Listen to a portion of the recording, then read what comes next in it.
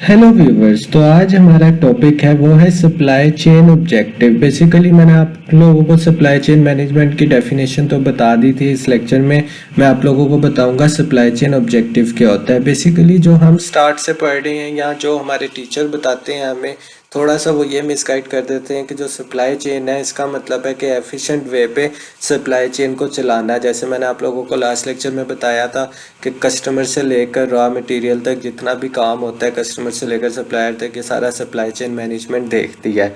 लेकिन जो सबसे ज़रूरी चीज़ है, ये सप्लाई चेन ऑब्जेक्टिव नहीं है कि हम इसको एफिशिएंट वे में परफॉर्म करें। सप्लाई चेन ऑब्जेक्टिव कुछ और है।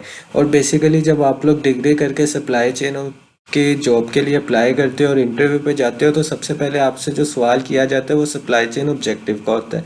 ये वीडियो देखने के बाद जो जो लोग इंटरव्यू देने जाए और उनसे ये सवाल हो तो उनको इस वीडियो की याद ज़रूर आएगी, क्योंकि ये लेक्चर बहुत इंपॉर्टेंट है उन लोगों के लिए जो सप्लाई चेन में डिग्री कर रहे हैं, इवन के एमबीए कर रहे हैं या बीबीए कर रहे हैं या स्पेशलाइजेशन कर रहे हैं। तो जब भी वो इंटरव्यू पे जाएंगे तो ये वाला सवाल लाजमी होगा। तो मैं आप लोगों को बताता हूँ कि सप्लाई चेन ऑब्जेक्टिव होता क्या है। तो वीडियो को एंड तक देखें और पूरा देखें। और अभी तक आप लोगों ने चैनल को सब्सक्राइब तो किया नहीं, तो सबसे पहले चैनल को सब्सक्राइब कर लें।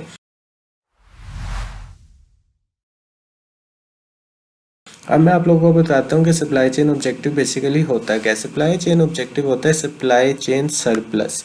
मतलब इसका क्या है कि सप्लाई चेन को सरप्लस करना। सरप्लस का मतलब क्या होता है? किसी चीज़ को ज़्यादा करना, इंक्रीज करना। अब सप्लाई चेन सरप्लस है क्या?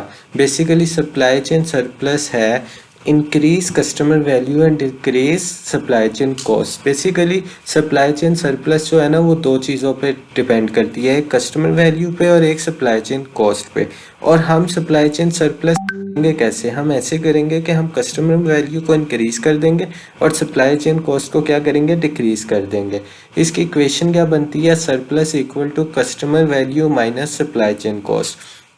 एग्जाम्पल मैं आप लोगों को दे देता हूँ इसकी। एग्जाम्पल हम इसकी ले लेते हैं कि जैसे इधर मैं एग्जाम्पल लिख लेता हूँ। एग्जाम्पल में हम इसकी ले लेते हैं आईफोन या कोई भी और एनी मोबाइल फ़ोन। अब बेसिकली क्या है, जब भी कोई फ़ोन लॉन्च होगा तो अगर तो वो उसमें देखा जाता है कि कस्टमर इसको वैल्यू कितनी दे रहा है। अब आईफोन सपोज करो लॉन्च हुआ है $1200 पे, लेकिन हम इसको क्या वैल्यू देते हैं? $800। तो ये होता है कि कस्टमर उसको वैल्यू क्या दे रहा है।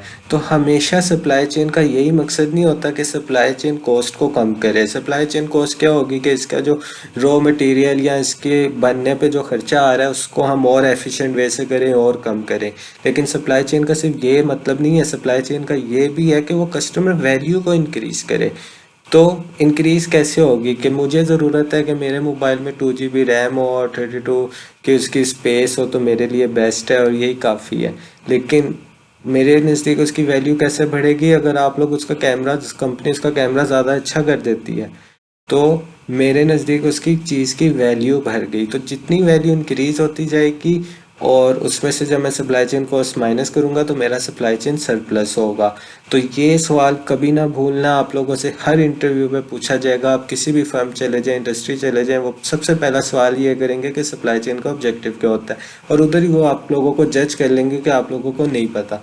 तो सप्लाई चेन कॉस्ट को डिक्रीज करना ही खाली नहीं होता, एफिशिएंट वे पे काम करना ही खाली ऑब्जेक्टिव नहीं होता सप्लाई चेन का। सप्लाई चेन का ऑब्जेक्टिव होता है कि कस्टमर वैल्यू को इंक्रीज करें और सप्लाई चेन कॉस्ट को कम करें। और इसकी इक्वेशन है customer value minus supply chain cost. अगर आप लोगों को लेक्चर अच्छा लगे और समझ आ गई क्या, तो चैनल को सब्सक्राइब कर दें और वीडियो को लाइक कर दें। Thank you.